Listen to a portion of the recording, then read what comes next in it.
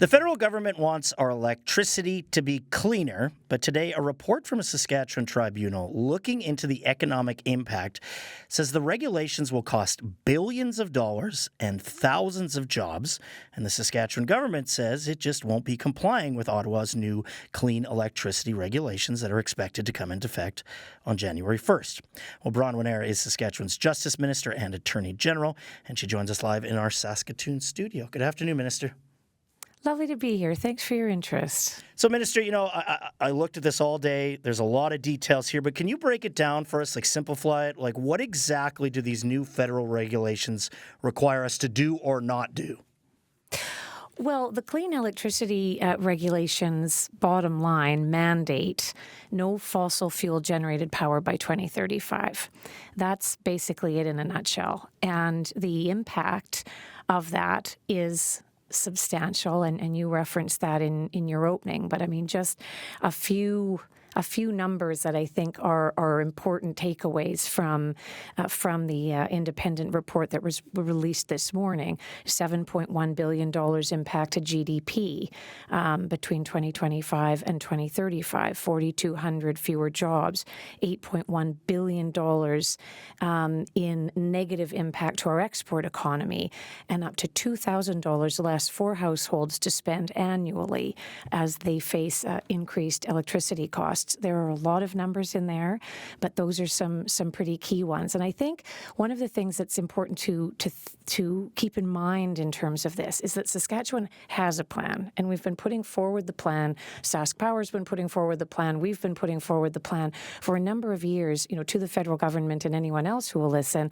about net zero aims to 2050. And the main problem with the clean electricity regulations, there are a number of them, but is the crippling economic impact to 2035 with net zero. And basically the federal government is hearing this from their own experts. There have been a number of reports as recently as a few weeks ago telling the federal government that this is going to be very, very challenging and very disproportionately crippling to a number of provinces which don't have a lot of hydro, haven't gone to nuclear to the degree, for example, which Ontario has. And so there are major issues with the impact on these of these regulations on specific provinces. And that's really what we've been highlighting for a number of years, and certainly I think what comes out of that report today. Can we talk about those jobs, those 4,200 jobs? What jobs would we potentially be losing? Do you know? Well, I mean, wherever you have a supply chain based around power, I mean, when you really think about it, I mean, for example, a typical oil and gas company in Saskatchewan, 1/5 of its operational expenses is power. And, you look at the grocery chain, the supply chain, where you have, the cost of air conditioners, freezers, just basic power costs. All of these things impact a supply chain.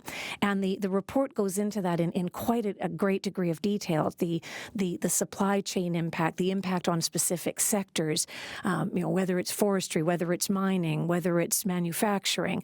Because where you have power go up in price so substantially and regulatory uncertainty increase so much, you have an impact on jobs, and the report lays that out, as I say, in quite a degree of detail. But we know certain sectors, I mean, where we have, our mining sector in Saskatchewan is based often out of remote locations. Power and the grid that we have established in this province has been nothing short of a miracle when you consider how far-flung communities are from each other and how far-flung often sector industries are operating from. They need power. And the fundamental existential issue here is that, the federal government told Saskatchewan and other provinces, of course, to phase out of coal. And we were in the process of doing that. And we need a transition from coal to, for example, small modular reactors. That has to be natural gas for a stable power grid. And so when the federal government says, well, actually, no, you can't use natural gas, and if you do, you have to put untested carbon capture, utilization, and storage implements on that natural gas facility untested anywhere. We're not talking CCUS, carbon capture, utilization, and storage on coal. We're talking on natural gas facilities that is completely technologically untested. And that was one of the precepts of the 2035 clean electricity regulations. So we just can't do it. I mean, we can't comply because the technology isn't even there.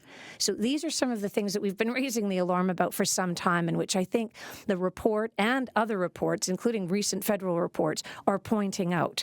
There just simply has to be a different pathways approach, if you like, between different provinces, and this idea somehow that every province has hydro, it's just not true, or that Manitoba can give lots of its hydro to Saskatchewan, also not true. So I hope this starts to break some of that down. Let's talk about what you mentioned, what the province is planning to do. Dustin Duncan said we'll be, quote, working toward a net zero electricity sector by 2050.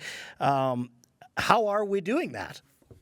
Well, as I said, small modular reactors, coal's being phased out, more and more wind, more solar coming on all the time. But you need baseload power. And so from coal through to natural gas to, for example, small modular reactors takes some time. And so the clean electricity regulations, where you say, well, actually, you can't use natural gas, I mean, the lights will go out. And that's the reality of the situation. And so I think that we've been very clear that it's all hands on deck in terms of power source. But, as SaskPower has pointed out, I believe it was last year, 7 days, minus 40 for all 7, and there was no wind. You need baseload power. And it is irresponsible of the federal government to mandate something like this without taking into account those differences between provinces in terms of the way their grids have evolved and what we're doing to get to where we're trying to go. And again, I mean, with small modular reactors, there is a timeline to that. And that's, it just isn't consistent with a 2035 net zero, no fossil fuel generated power. To that point, Minister, are there any concerns, though, that our longer timeline will leave us falling behind? Will it lead to, more increases in costs of implementing these sorts of things? Well, the cost is there. I mean, for example, you can't simply say, well, you have to put carbon capture, utilization, and storage on your natural gas facilities, and there's no technologically feasible way of doing that. Sure. So there's cost, all right. But what we've been trying to point out to the federal government for many years now, really, is that we have to be allowed to take the time to get to 2050 in a responsible way. Else we are going to be faced with what we see happening in jurisdictions, which are rolling blackouts, which is power insecurity, as we saw in Texas a few years ago, which is what we saw in Alberta just a few months ago over the Christmas break, where we had to basically feed power to Alberta, which we see when Germany stopped nuclear and had to roll out its coal plants again. I mean, there are just realities for these things which you can't get around.